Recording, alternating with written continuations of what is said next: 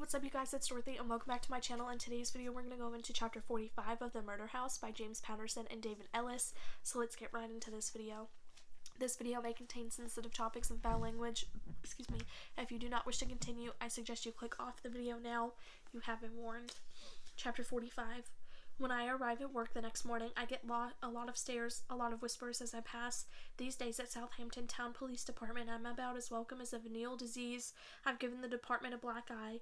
Oh, there are probably a few people who would admit, if pressed, that I did the right thing, that I prevented a miscarriage of justice, even if I had to tarnish the department and the memory of a beloved chief in the process. But most people just seem to remember the last part, that I've brought shame on the department and I crossed the thin blue line.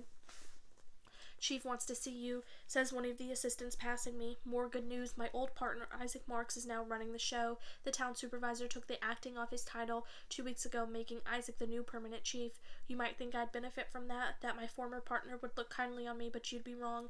Isaac was at Noah Walker's house during the search when my uncle planted the incriminating evidence, and since my testimony, Isaac has had to answer questions from reporters and the town supervisor. He's denied any wrongdoing, of course. He had no idea, he says, that Lang planted the knife in the necklace, but nobody is completely convinced, so he's beginning his tenure under a dark cloud thanks to me. He should feel lucky they gave him the job before all of this came out about Lang. If the decision were made today, he surely wouldn't have received the promotion. But when I walk into the office, Isaac doesn't look at me. Doesn't look like he feels lucky. Morning, I say, sit, Murphy. He throws something across the desk, a folder full of something with the words Safe in School Initiative across the top. I have a pretty good idea what's coming. After the school shooting in Ohio in February, he says, the school board here has been anxious to review the safety procedures for the school, evacuation prevention, that kind of thing. You're going to run it. You'll be reassigned to Bridgehampton School for a couple of months. It's all in the folder. I stare at the folder in my hand, dumbfounded. This is not an assignment for a veteran detective. Both of us know it. Isaac can't fire me because I'm too protected right now. The media would pick up on it, and it would look like exactly what it was, that the STBD was retaliating against me for coming forward with the evidence against Lang. But there are other ways to punish a rogue cop like me, the best of which is to give me shitty assignments, to bore me to death until I quit in disgust. Isaac, I say. What did you call me? His head snaps up. I'm sorry, Chief. Chief, I've been doing some looking into the murders at 7 Ocean Drive. Now that they're unsolved again, they're not unsolved. We know who killed them. We let the killer walk free, didn't we, Detective? A bit of color to those plump cheeks of his. I understand, I say. Could I just tell you what I'm thinking?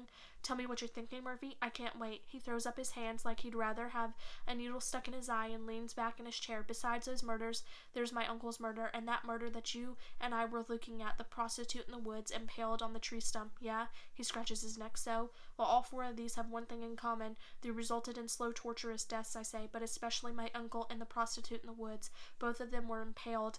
I think that could have meaning.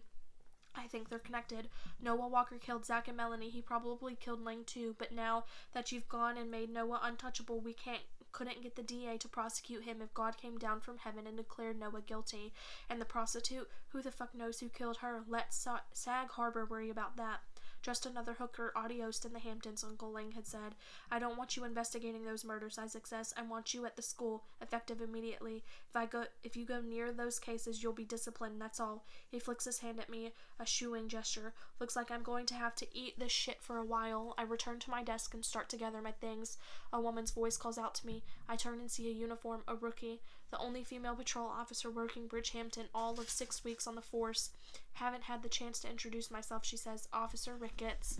We shake hands. Ricketts is probably in her mid-20s, but looks more like she's in her mid-teens. Big, wandering eyes and cropped blonde hair. Nice to meet you, Ricketts. Call me Murphy. Let me know if I can ever help. Well, she says. I begin to turn away from her. Well, what? I was wondering if I could be any help to you, she says. I've heard a lot about you. I'd like the chance to work with you. I remember being that young, being green, being a woman on a male-dominated force, being hungry, looking for a chance to prove myself. And actually, there is something. This would have to be on your own time, I say, off the record. Sure, no problem, she says, not hiding her eagerness. Well, what the hell? Okay, Ricketts, I say. Get me a list of all the unsolved murders on the South Shore over the last decade. Focus on victims of knife attacks or some spearing instrument. Knife or spearing, she reports, writing it down on a notepad. Stabbed, impaled, sliced, diced, whatever. I say, this guy likes to cut people. That is the end of this video. I will see you guys in the next one. Bye.